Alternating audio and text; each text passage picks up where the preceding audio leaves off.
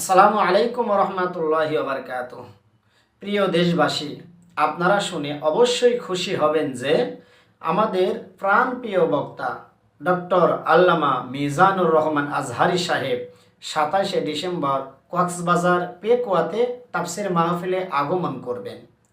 আজ যদি মরহুম আল্লামা লুৎফর রহমান সাহেব বেঁচে থাকতেন তাহলে তিনি কতই না খুশি হতেন।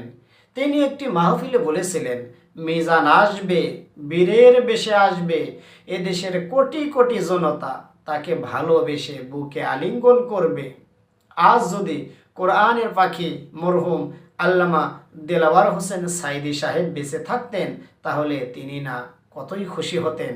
মহান আল্লাহ তাআলা মিজানুর রহমান আজহারি সাহেবকে দ্বীনের খাদেম হিসাবে কবুল ও মঞ্জুর করুন এবং আল্লামা সাইদি এবং লুৎফর রহমান সাহেবকে জান্নাতবাসী করুন।